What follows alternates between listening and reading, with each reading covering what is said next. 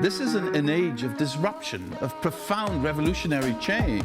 What we're really asking ministers is to empower the ambassadors. The only thing that you really push forth is the truth. You don't see many women represented when it comes to the decisions as to how to handle the pandemic.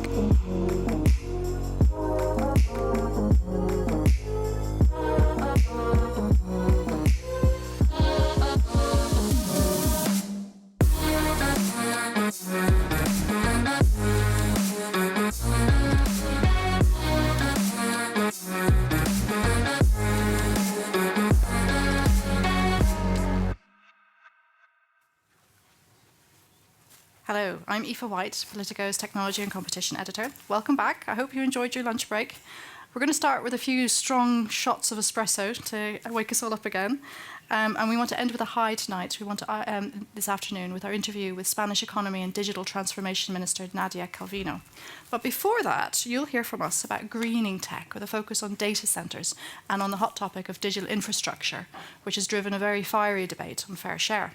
But before that, we'll ask how far the EU has got its cybersecurity bases covered. But first, I'd like to thank our partners for making this summit possible. Our presenting partner, Google, and our networking partner, Vodafone. Before we start, a few housekeeping rules. You can ask questions through the swap card platform. If you're in the room, you can scan the QR code on the screens. Otherwise, check instructions you can find on our event website. If you're already on the platform, feel free to chat with fellow attendees and ask questions in the questions box to the right of the screen if you're on a desktop and below the live stream if you're viewing on your mobile. For some sessions, our moderators will tell you if you have the chance to ask questions in person. Now, we like debate, so please talk about us on Twitter or social media of our choice. Our Twitter hashtag is #PoliticoTechEurope. And thank you for those of you who have tweeted already. As you can see on our screen, you see things popping up within a couple of minutes. And now we'll move to our panel on cybersecurity, which will be led by Politico's Antoaneta Rusinova-Lunardi, our cybersecurity reporter. Antoaneta. Thanks, Aoife. Hello, everyone. Welcome. I hope you enjoyed your lunch. I'm Antoaneta Rossi, and I'm the cybersecurity reporter at Politico, and also the co-author of Cyber Insights. Today, we're here to discuss what can well be considered one of the most exciting and ambitious cyber legislation to emerge from, well, anywhere, the Cyber Resilience Act. Last year, the EU cybersecurity agency, ENISA, reported that 10 terabytes of stolen data was occurring every month. In terms of supply chain, around 58% of attacks are aimed at gaining access to data. The Cyber Resilience Act aims to bring a common level of cybersecurity across all products with digital elements in the EU and perhaps prevent some of those attacks from happening. That's anything from your mobile phone to the chip in your microwave. Some say it could be cyber's GDPR. With me today are 4 very knowledgeable panelists who will try and answer that question. First, we have Hanna Virkkunen, the rapporteur for the legislation in the European Parliament, who was also a rapporteur for the cybersecurity in the EU institutions, bodies and agencies. Hanna, if you would like to come up. Thank you. Nice to meet you. Yes, please. We also have Stefan Dugan, CEO of the Cyber Peace Institute, an NGO offering free cybersecurity assistance while advocating for a safe and secure cyberspace. Stefan, please. We also have Alberto Di Felice, who leads the infrastructure, privacy and security teams at Industry Association Digital Europe. Welcome. Yeah. And last but not least, we have Dan Kimpian, online, director of the Romanian National Cyber Security Directorate. Welcome, everyone. We'll have some time at the end for questions from the in-house audience, so please think about some great questions to challenge our panelists. But let's start with the question on everyone's mind. As it stands, the legislation will cover all types of digital devices. How do you think this will impact ordinary Europeans? Alberto or Hanna, would you like to begin? Yes, I think that kind of regulation is really needed because we don't have that kind of regulation yet that covers all these devices which can be connected into the internet, and we know that more and more devices will be connected to internet, and there is vulnerabilities, and nowadays it's very much consumer who is it's like she or he is very much responsible of that. So I think it's fair that also the producers, that they are taking more care of this, and we will have certain common standards in the European single market on that. And of course, the idea is also to create level playing field and fair competition in our digital markets, because some of the producers, they are very well taking care of the cybersecurity of their products already now, but maybe some are not. And I think it's not also fair, the competition. So the idea is that we are creating a level playing field and some certain level of cybersecurity for all the devices. But of course, we have to also look that we are not over-regulating the market. So we have to have right balance there. But I think that kind of piece of legislation is really needed to make sure that we can have trust among consumers also, that they can use their digital products, which are really needed. Alberto, would you like to add? No, I very much agree. I mean, from industry's perspective, this is a proposal that we have actually asked for. Clearly, as consumers, I think we are on a path of adopting more digital in our lives. We all know we have more gadgets, IoT devices, et cetera. So the premise of the proposal really stems from the explosion of the IoT. What are we doing? We need to have regulation in place. And as industry, we've been faced with everybody being concerned about cybersecurity. And so every individual proposal about individual devices that we've seen in recent years, we've seen a cybersecurity element, which means that at the end of the day, we have faced incremental requirements that look somewhat dissimilar from one another. And so we want to have that, if you will, call it level playing field, safety net, where a lot of the cyber stuff that we need to do is effectively the same across devices. So it makes a lot of sense to have a law that's horizontal, that looks at a variety of devices. Then we can discuss about scope, exactly the finer details of things. But overall, the direction of travel is very, very clear. And I think overall, this is something that complements the rest of cybersecurity legislation that we're doing in Europe. In a sense, we are, again, innovating in regulation, but a lot of other countries are following. If you look at the approach in the US, both in looking at the 16 critical sectors in the US and trying to harmonize, similar to what we've done with NIS2. And also the IoT labels there, I think there is a trend, and we're doing it by regulation, which is great, reassuring as you're a consumer. As industry, we look at the details, and we want this to make it work, and that's where we talk about scope, standards, and the like. But it's a great proposal that we need. What are the implications to tech supply chains, for example, chips and software? Yeah, so the main thing about this proposal, and probably where we started to become particular about looking at the actual text, is that the scope, as I said, is very broad, and I think looks at regulating components and supply chain very differently from product regulation in the past. So this is very much, think of this regulation doing cyber, what regulation about airwaves has done for our microphones that we are wearing right now.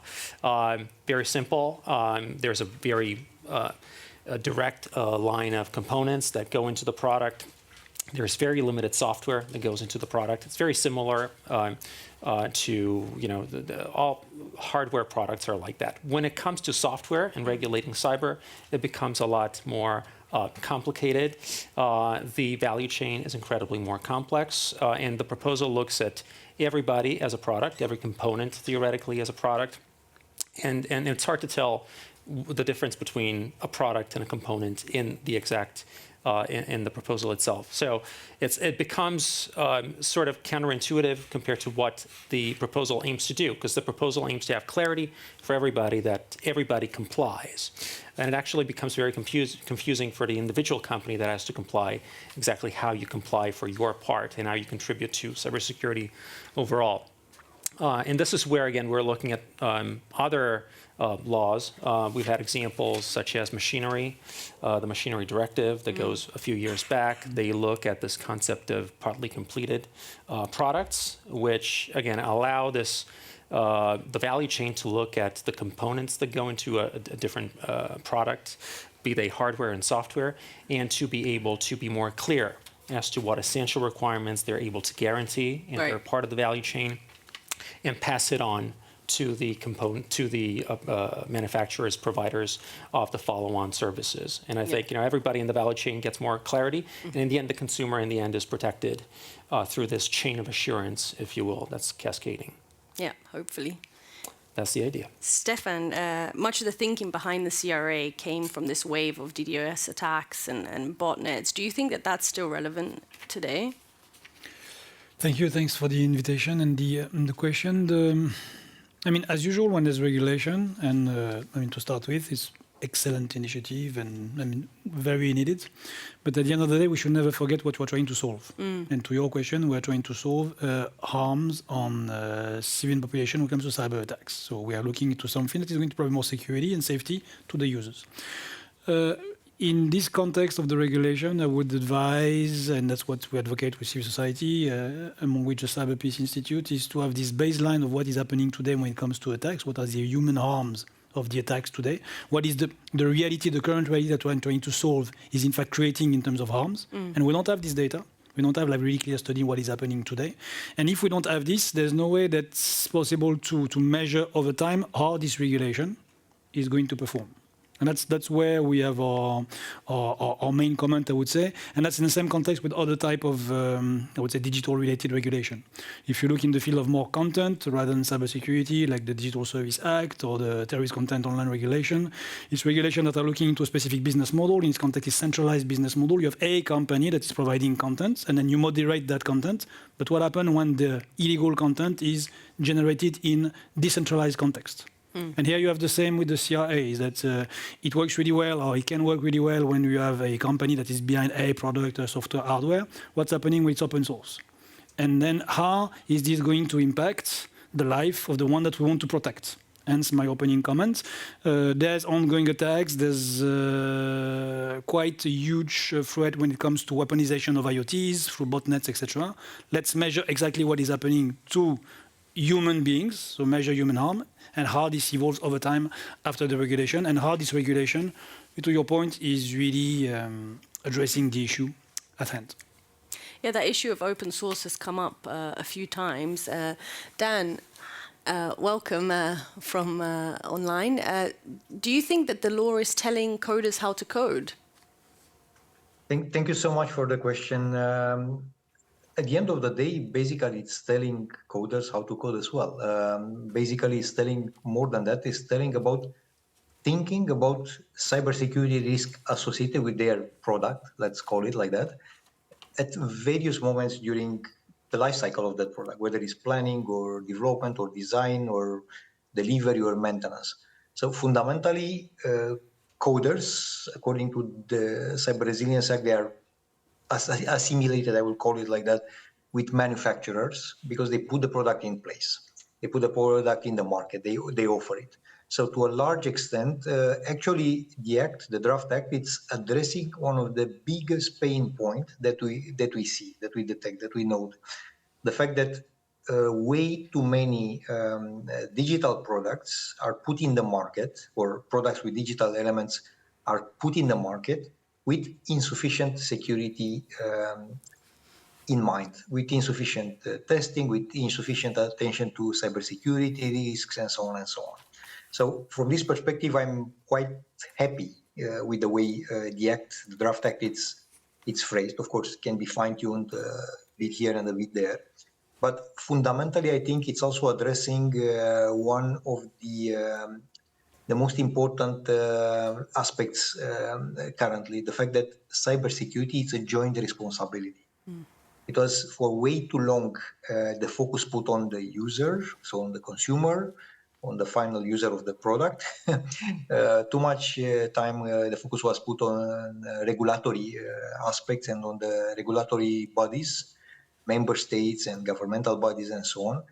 And I think now it's really, truly raising the bar for the manufacturer. So for the ones that really produce those software components, those products with digital elements. And if you look in the appendices of the Act, actually it's extremely comprehensive. So it's basically covering pretty much everything. So at the end of the day, everyone who codes will have to think about this Act at the moment when it will be in place and all the mechanisms designed over there will be deployed fully.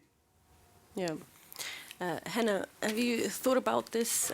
I'm sure you saw the open letter from the Eclipse Foundation, others talking about how it could affect innovation in Europe.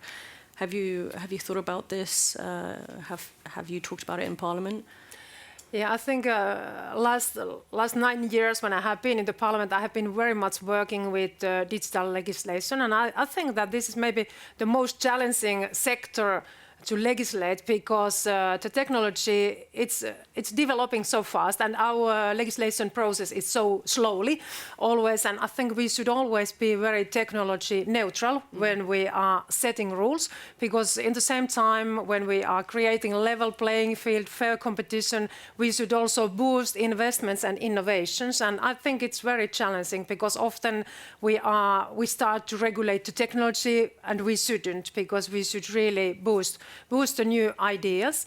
And when we think about this regulation, Cyber Resilience Act, I think our stakeholders, they have been very, very active during this process, taking contact from all over the world, because it seems that in many continents also the industry is expecting that now what kind of rules we are setting in Europe, it will have also impacts, for example, in USA, because often nowadays we know that USA has been following also the European example. So this is very important basis, I think, for the cyber resilience in maybe not all over the world, but anyway in many parts of the world. So it's important work what we are doing, and that's why I'm very thankful also for all the stakeholders who has been very actively putting their ideas forward. And also this panel discussion, it's very good timing for that, because we have to table our amendments until we have time until tomorrow noon. So this is also a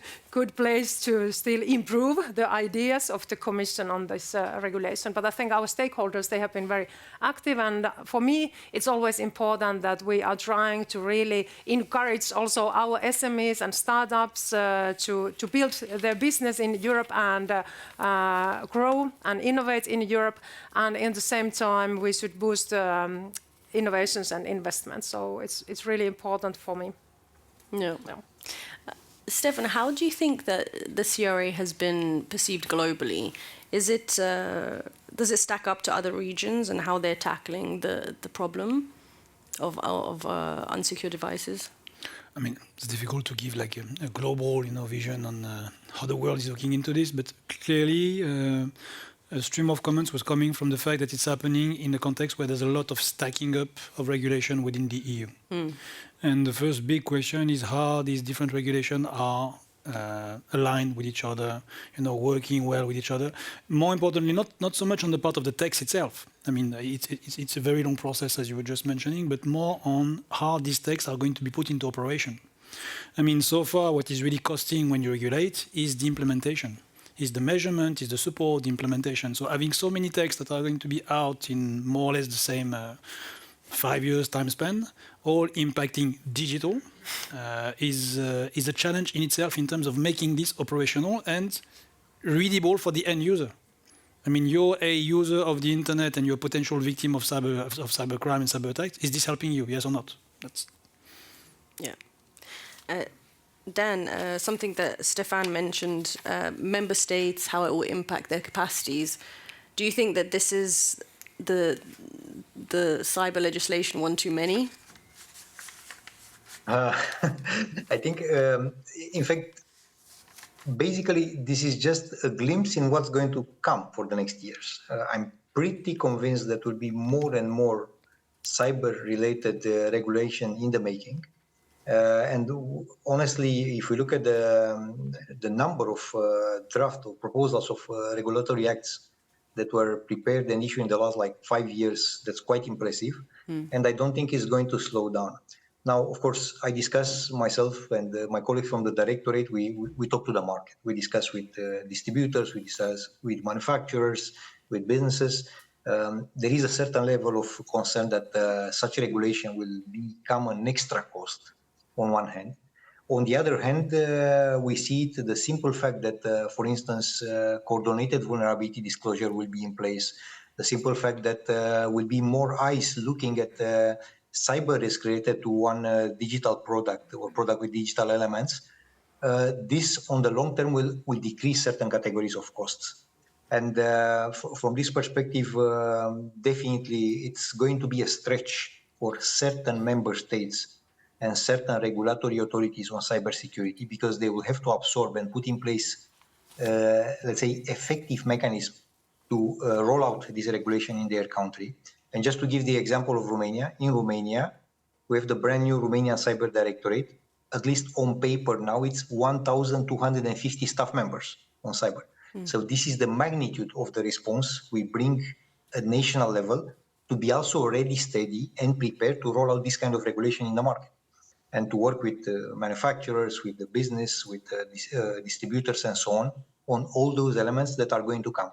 So it's going to be a big effort, and honestly, I wish to see more member states putting more resources and focus in creating national capacity to be able to roll out those regulations that are in the make or were already issued. And that's really interesting, Dan. And of this 1250, how many have you so far, interviewed and hired? We have at this moment, we are in the process of launching the job, jobs. So really, we are issuing basically the job offers right now. We put them in the market. Yeah. But it's a struggle, and the biggest attention point we have to take into account, it's the risk of cannibalization, because we want to grow the team, so to grow the regulatory authority, of course, but without depleting the businesses or other, let's say, smaller organizations from their critical resources, especially when it comes to key products, to key technologies where the knowledge and the skill in the market is very limited. There are very, very few people that know particular tool, a particular software application, a particular building block. So we have to move definitely in that direction, but we have to be aware that we don't do more damage by absorbing this kind of skills towards the regulators. Yeah. So I'm hearing lots of different issues, but one central theme, and that's skills. Alberto, what can we do? Last week, the Commission proposed its Cyber Skills Academy, which actually will act as a platform to sort of harmonize and collect all different types of training offered. What else can we do? We've got all this legislation. We don't have enough people to work on it, it seems. Yeah. So surely we need to invest. I think there's commitments that are coming from industry. The big companies are certainly the ones that are investing more.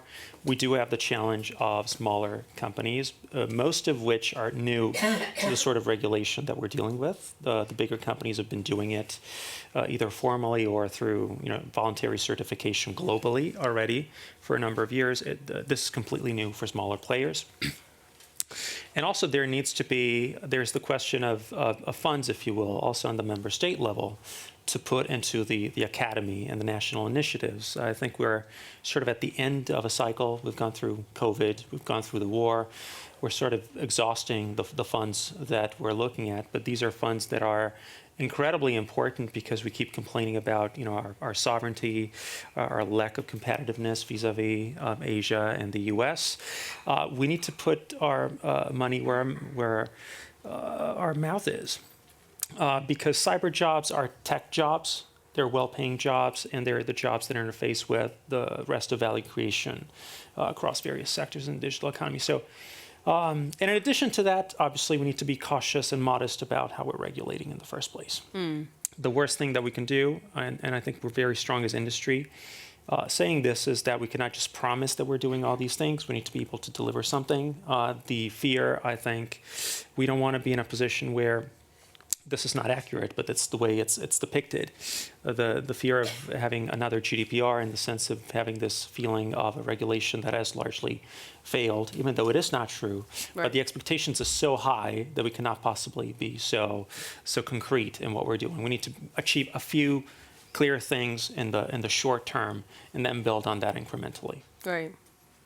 Do you agree, Hannah? Being a bit more humble, a bit more modest in the beginning before we...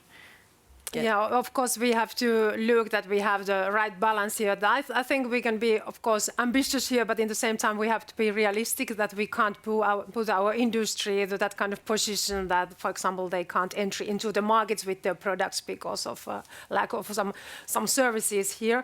But the need for the skilled workforce, I think it's one of the most serious, things we have now in the Europe. And it's not because of cybersecurity regulation, because it's because of digitalization as such that we have aging population in Europe. More and more people are retiring from the job market, and now also the work has changed very much because of digitalization, and we need new kind of skills. And we know that the biggest part of the people who are on the job market, they don't have proper digital skills at all. So we have to update everybody's digital skills, not only the young people and kids, but also those who are already in the working life. And at the same time, we have a lack of ICT professionals. We need much more of them in our European markets, and then especially the cybersecurity experts, because now it seems that we are like missing hundreds of thousands of them already in the European job market. So this is very, very big challenge, and something to where we have to pay attention in all the levels. Of course, especially when we speak about education and skills, it's a competence of the member states. But now we have to really boost investments to education, because if there's one field in cybersecurity where I think we should invest, it's really the skill of people and the education, and also, of course, research and development in this field. So more resources are needed for that. I think it's crucial for us. Yeah. Stefan, do you want to add anything on that point? Yes, something in relation to this is when you interface with the workforce today, cyber in the wider sense, you face people that are highly skilled, that are under huge pressure when it comes to workload, because there are not a lot of them and a lot of work to be done. And we need to be careful that any piece of regulation will come with measures to also support this specific community. Because if it adds additional burden to how they even need to think their daily job, it may well be it's going to create a competition, and they will want to do their job somewhere else, or at least in markets that are not going to be so heavily regulated. If you had too much friction, even in the way they do their job, you're not looking at a community that is today, working 2 hours a day and have a lot of free time extra. It's very tense already. So whatever you put in this mix that is going to change the very nature of the work in itself is going to have an impact. I'm not saying it's the right thing to do, but when it's done, my point before, it cannot just be a regulation, and then we hope that the market is going to support how the regulation is going to be put in place, which was one of the perceived failure of GDPR. GDPR was out there, and it created a lot of jobs for people to help people to implement GDPR. Right. That part we need to be very careful about. That if there's, I think, a place where the market has no say is how we are going to accompany the community putting this regulation into place, and also not creating new criminal modus operandi. You also may know that GDPR has been transformed by criminal groups into a vector of attack, specifically targeting personal data in companies and blackmailing companies after discovery that they were not managing GDPR properly. Right. So we need to be also very careful about this. Yeah, that's true. Poland's got quite an interesting, ambitious, their cyber minister told me about. They're trying to match, or at least their aim is to match the industry when it comes to salaries of cyber professionals, because that's always one of the challenges, right? If industry can offer you 10 grand a month and you do the same job for 2,000 in your ministry, perhaps, everyone's got to eat, as they say. So, Dan, what is something that you've thought about in terms of, keeping the best minds, keeping the best talents within the public sector? Thank you so much for the question. Actually, I must confess and acknowledge, I get so jealous on Poland. when I saw that they publish beginning of 2022 a law incentivizing cyber professionals to do training, to get certifications and so on, and basically paying them for this. So what we did in Romania, because we acknowledge the same issue of better paying, let's say, the public servants or people working in the public sector on cybersecurity. We passed also a law in Romania. It took like 9 months to get it explained, properly discussed, etc., etc. But finally, we succeeded, and actually, we kind of increased it 3 times the current salaries of these staff members. Now, is this enough? Definitely not. Because I would say it's not only about attracting them by means of the payroll, it's also by attracting them by means of helping them to build the right competence, expertise, and experience when it comes to cybersecurity. And that's why, for example, I'm very happy to see in those draft acts that were recently published by the Commission that it's a lot of focus on skills and the building expertise, and everyone should pull in the same direction and focus on this. In particular, when it comes to certain categories of security service providers, where, let's say, incident responders, auditors, pen testers, consultants in general on cyber, shall build and keep and grow certain categories of skills. I think this really has to go hand in hand with a good career path and a good payroll, simply because, as you mentioned, we are lacking those experts. Our computation in Romania was that, and we are in a very good shape compared with other member states, we are lacking at this moment 2,500 experienced cyber experts, and the bad news is that the gap is growing. So we need basically all the tools, all the weapons, all the mechanisms, all the regulation, all the goodwill, and work together, and all the funds in the world if we want to close these gaps and to attract them and retain them in the profession. Yeah.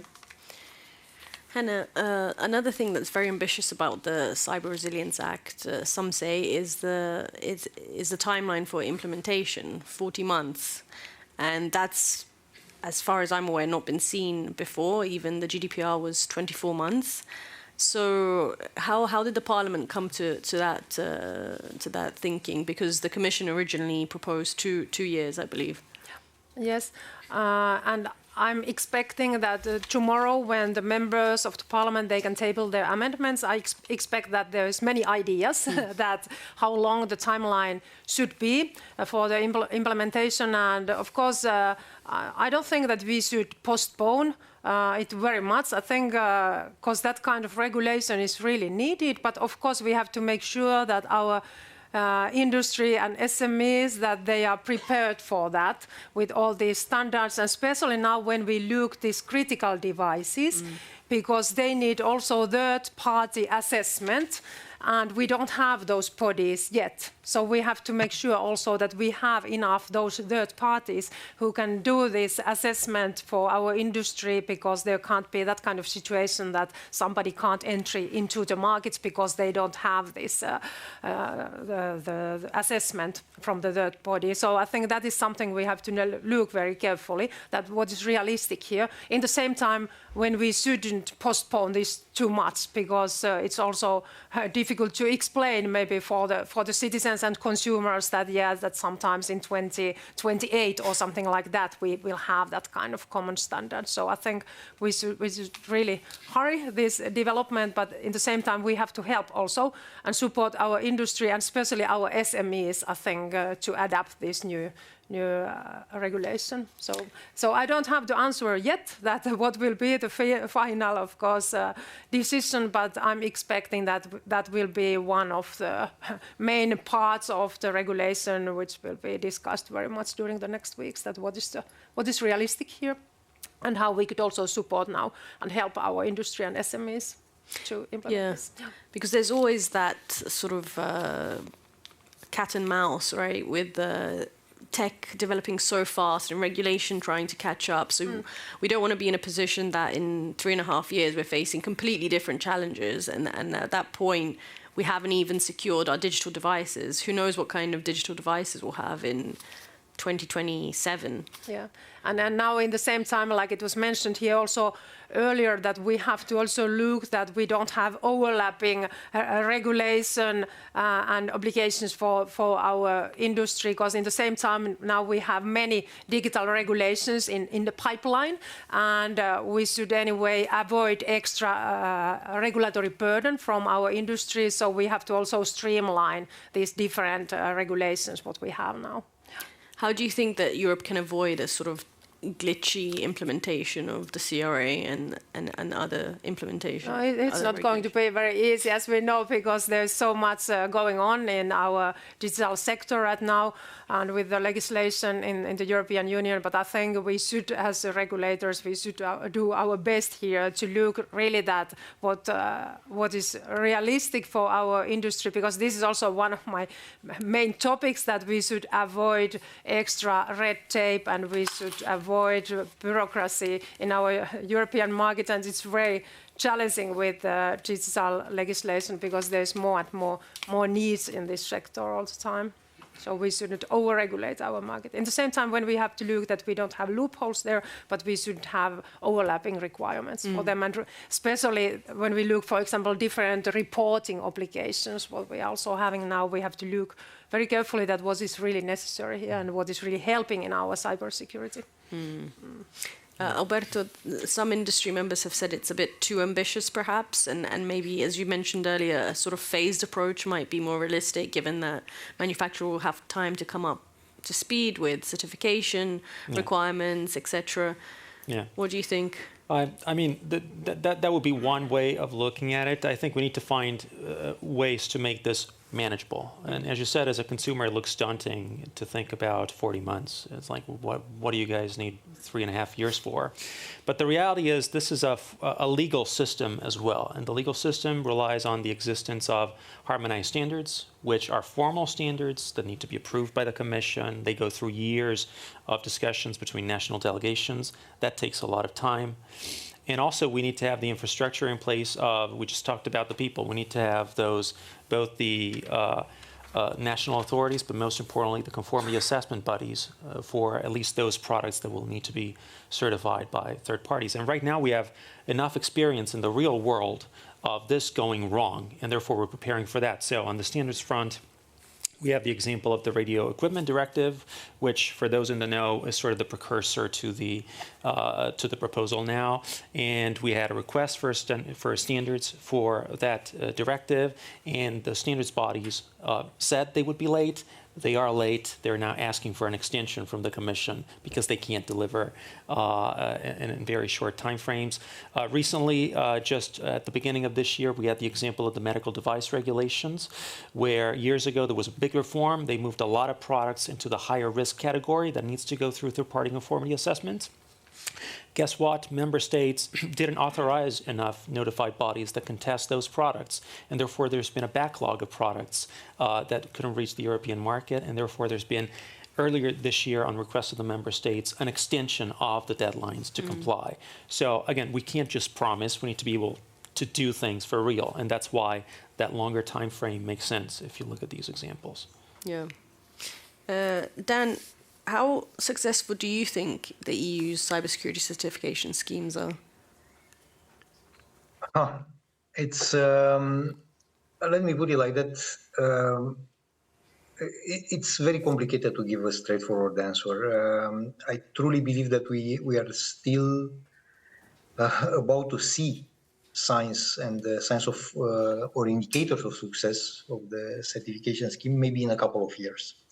At this moment, I'm rather skeptical, to put it like that, of the fact it's 100% effective, even the concept. And as we all know, the devil is in those details for the implementation. So it's at this moment still way too much discussion and too little decision taken on the very specifics of the certification scheme.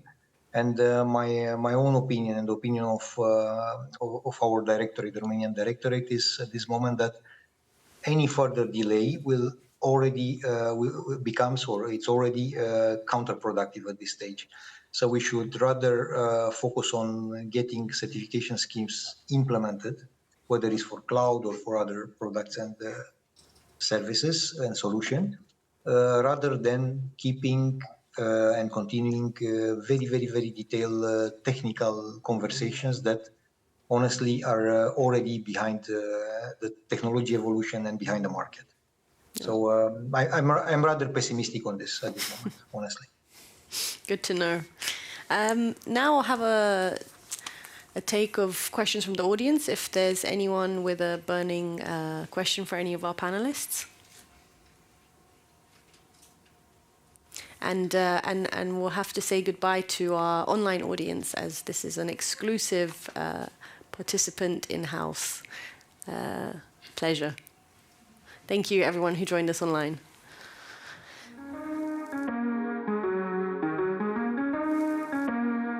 This is an age of disruption, of profound revolutionary change. What we're really asking ministers is to empower the ambassadors. The only thing that you really push forth is the truth. You don't see many women represented when it comes to the decisions as to how to handle the pandemic.